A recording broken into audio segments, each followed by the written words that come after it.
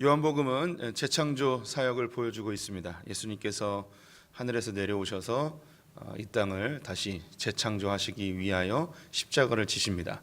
재창조의 목적은 우리를 주님의 신부 삼기 위함입니다. 죄로 인하여 오염된 우리를 십자가의 보혈로 정결케 하시며 거룩한 신부로 만드시기 위해 이 땅에 오신 것이죠. 이 재창조의 사역은 하나님께서 일하고 계셨기 때문에 그의 아들 예수도 일하심으로 표현이 됩니다. 예수님의 일하심이 특별히 요한복음에서는 7가지의 사역, 7가지의 이적으로 나타나고 있는데요. 일련의 흐름을 가지고 있습니다.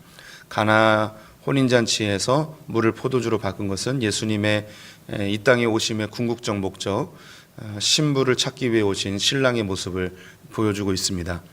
왕의 신하의 아들을 치료하신 모습은 이 땅을 재창조하시는데 말씀으로 재창조하심을 보여주고 있습니다.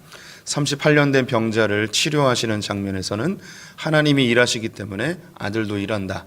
하나님이 창조의 사역을 진행하셨다면 예수님은 재창조의 사역을 진행하심을 보이고 있습니다. 그리고 오병이어 사건을 보여주는데요. 38년 동안 광야에서 만나와 메추라기를 먹었던 이스라엘 백성들, 그 백성들을 먹이신 것처럼 예수님이 이 땅에 모셔서 하나님의 새로운 인류, 새로 재창조되어진 자들에게 생명의 떡으로 먹이심을 보여주고 있습니다. 물 위를 걸으신 예수님의 이적을 통해서 노아의 홍수에 배 한 척에 구원받은 노아의 가족처럼 예수님께서는 그 물 위를 통치하시고 그 배에 오르셔서 그 배에 영접하자 그 배가 이제 구원의 배가 되어지는 모습을 보이고 있습니다. 특별히 이 오병이어 사건과 이 무리를 걷는 사건이 이제 연결이 되어 있죠. 이것은 같은 날에 이루어졌습니다. 그래서 다른 복음서에서도 오병이어 사건과 무리를 걷는 사건이 이제 쌍을 이루어서 함께 움직이고 있습니다. 다른 공간복음에서는 이 오병이어 사건과 무리를 걷는 사건의 의미를 설명하지는 않습니다. 그런데 그 의미를 요한복음에서는 예수님이 직접 설명을 해 주시는 것이죠. 여기에는 아주 어려운 내용들이 담겨 있습니다. 그래서 실제로 그 내용을 듣고서 많은 예수님의 제자들이 떠나버렸죠. 그래서 예수님이 너희도 떠나려느냐? 이 의미가 너무 어렵습니다라고 합니다. 생명의 말씀이 여기 있사오니 우리가 어디로 가겠습니까? 베드로가 이야기하고 12 제자는 머무르죠. 근데 그 12 제자 중에서도 한 명은 그 말씀을 받아들이지 못합니다. 결국 예수님을 팔게 되는 가룟 유다였습니다. 예수님이 그것을 알고 계셨음에도 불구하고 자기를 팔 가룟 유다를 끝까지 이제 품고 가시죠. 그러면 이것이 어떤 의미가 있는가? 하나님께서는 자기의 인류를 시작하실 때 새로운 인류를 시작할 때마다 새로운 먹거리를 주셨습니다.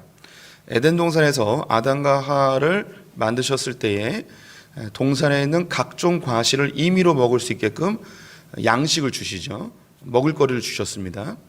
그 다음 이 에덴 동산에 있었던 아담과 하와는 범죄하였고 쫓겨나게 됩니다. 그 쫓겨난 인류가 더욱더 범죄하여 멸망케 되었을 때에 큰 홍수로 멸망하였고 노아의 방주에 8명만 살게 되어지죠. 이 8명을 통해서 하나님은 새로운 창조, 새 인류를 시작하십니다. 이 새 인류를 시작하실 때 새로운 먹거리를 주시죠. 그것이 뭐냐면 고기를 먹으라는 것입니다. 고기를 먹되 피채 먹지는 말라 이야기하십니다. 그 이유는 이 피에는 생명이 담겨 있기 때문에 피채 먹지 말라고 하시며 고기를 먹으라고 새로운 먹거리를 주시죠. 하지만 이 노아의 후손들 역시 바벨탑을 지으며 하나님께 징계를 받아 다 흩어지게 됩니다. 그 가운데 이제 아브라함을 택하여서 하나님은 새로운 인류를 만드시죠. 그 아브라함의 후손들이 이스라엘이 되어집니다. 그래서 이스라엘 민족을 통하여 새로운 하나님의 역사의 페이지를 만드실 때 새로운 양식을 주시죠. 그것이 바로 광야 시대의 만나와 메추라기입니다. 이걸 먹게 하십니다. 여기서도 하나님은 한 가지 규율을 주십니다. 에덴 동산에서는 선악과를 먹지 말라는 게 있었고요. 광야에서는 안식일 날을 먹지 말도록 하고 있습니다. 안식일에는 취하지 못하도록 하시는 새로운 명령을 주시죠. 하지만 이스라엘 백성들 광야에서 만나 메추라기를 먹었지만 그들 역시 광야에서 다 죽게 되었습니다. 출애굽 2세대들이 가나안 땅에 들어가 가나안 시대가 열리죠. 새로운 시대가 열릴 때 여기서 새로운 먹거리를 주십니다.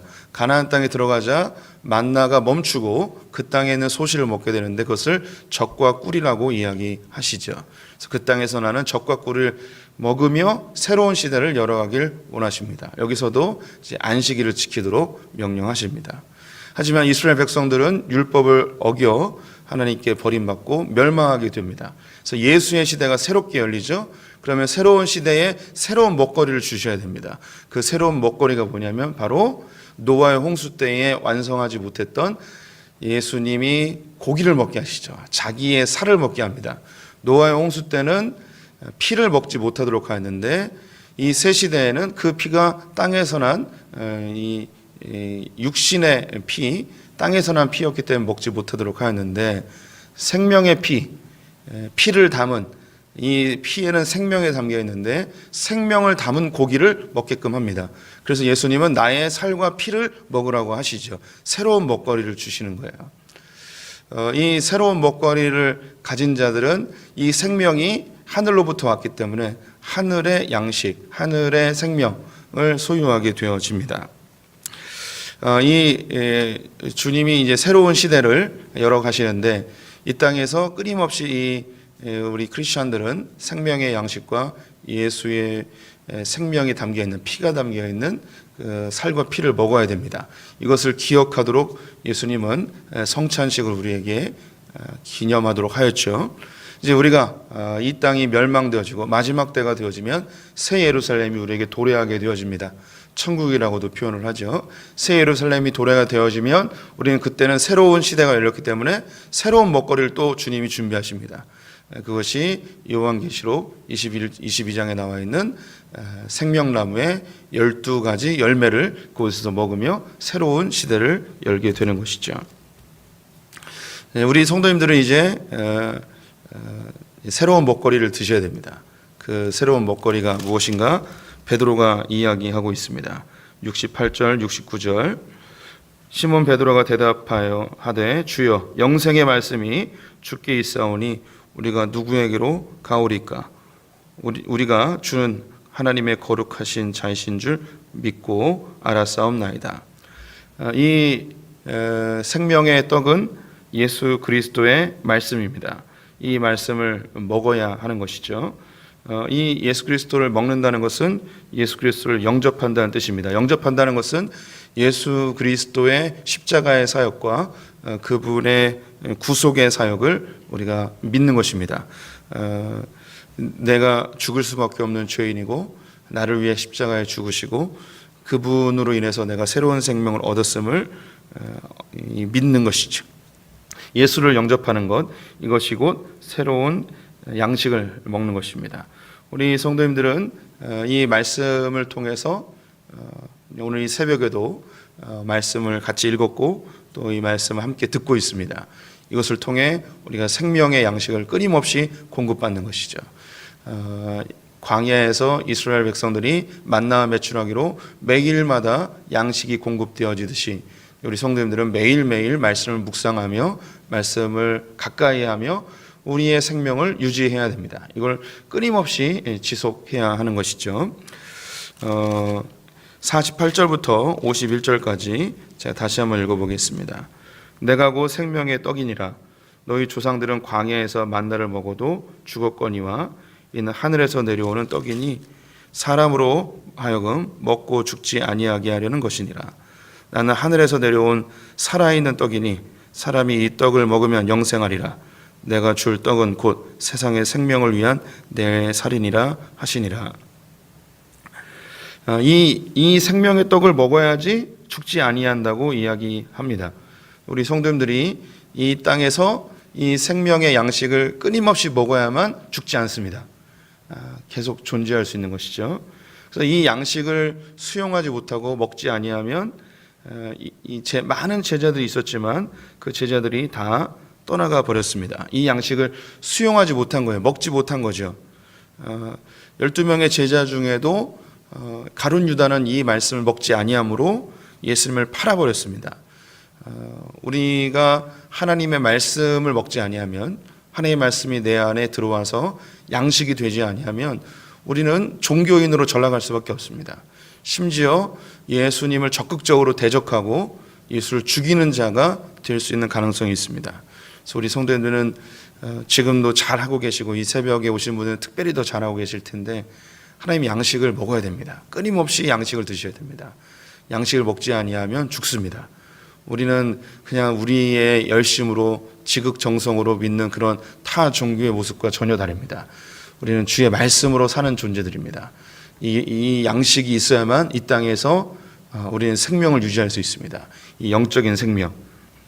그래서 53절부터 55절까지 또 읽어보겠습니다. 예수께서 이르시되 내가 진실로 진실로 너에게 이르노니 인자의 살을 먹지 아니하고 인자의 피를 마시지 아니하면 너희 속에 생명이 없느니라. 내 살을 먹고 내 피를 마시는 자는 영생을 가졌고 마지막 날에 내가 그를 다시 살리리니 내 살은 참된 양식이요 내 피는 참된 음료로다. 이 주님의 살과 피를 먹지 아니하면 영생에 이르지 못하고 마지막 때에 구원에 동참할 수 없습니다. 그래서 우리는 끊임없이 하나님의 말씀을 먹고 하나님의 말씀을 우리의 양식으로 삼으셔야 합니다. 하나님의 말씀은 우리의 믿음을 형성하는 중요한 근거가 됩니다. 그냥 그 타 종교처럼 믿습니다가 아니죠. 우리가 믿음을 자칫 잘못 이해하면 내가 원하는 것을 잘 이뤄내는 것이 믿음 좋은 것으로 오해할 수도 있습니다. 또 때로는 기도 응답이 잘 되어지거나 문제 해결이 빨리 되어지면 믿음 좋다고 표현하기도 하죠. 또 교회에서 흔히 믿음 좋다라고 사용되는 어휘가 교회 생활을 잘하면, 교회에 충성을 잘하면 믿음 좋다라고 표현하기도 합니다. 열심히 예배 나오고 교회에 봉사 열심히 하면 저 권사님 저 집사님 믿음 좋아, 이렇게 표현하죠. 교회 생활 잘하는 것과 믿음을 같은 이 동격으로 보면 아주 큰 우를 범할 수 있습니다. 믿음은 하나님의 말씀으로부터 형성되어집니다. 그래서 말씀이 말씀대로 사는 것, 말씀이 내 안에 작동해서 나를 변화시키고 내가 하나님의 형상으로 그리스도를 닮은 삶으로 실천될 때 그것이 진정한 믿음이라 할 수 있겠죠. 하나님의 말씀이 내 안에 실현되는 것, 하나님의 말씀이 내 안에 작동할 때 이것을 믿음이라 할 수 있겠습니다. 우리는 밥심으로 살아갑니다. 우리의 육신은 양식을 먹은 대로 힘을 쓸 수 있습니다. 그 역도 선수 중에 이제 장미란 선수, 요즘은 은퇴하셨죠. 그 세계에서 제일 그 무거운 걸 드는 여인 중에 한 명입니다. 하루에 연습할 때 이 200kg, 250kg짜리를 드는 걸 몇 번 하냐면 수없이 반복해서 하루에 평균 2톤에서 3톤을 든다고 합니다. 계속 반복해서 드는 게 2톤에서 3톤이래요. 그러면 일반 사람들보다 음식의 양이 4배에서 5배를 먹어야만 할 수 있대요. 먹는 대로 활동할 수 있는 거예요. 우리 성도님들이 먹는 만큼 움직일 수 있듯이 우리의 신앙인들은 하나님의 말씀을 얼만큼 이걸 먹고 나의 소화를 시켜서 하느냐에 따라서 우리 믿음의 생활을 살아낼 수 있습니다. 우리 성도님들이 우리에게 새로운 양식을 주셨습니다. 예수 그리스도의 살과 피를 우리에게 주셨죠. 주님의 십자가로 해석된 말씀, 단지 그냥 내가 그 마음에 좋게 느껴지는 그런 감상적인 그런 말씀이 아니라 예수 그리스도의 십자가로 해석되어진 말씀, 이 말씀이 내 안에 들어올 때 이것이 우리에게 믿음이 되고 이 땅을 살아나는 힘이 되어집니다. 주님의 살과 피를 늘 묵상하시고 주의 십자가가 우리 성도님들에게 양식이 되시기를 진심으로 축원드립니다. 기도하겠습니다.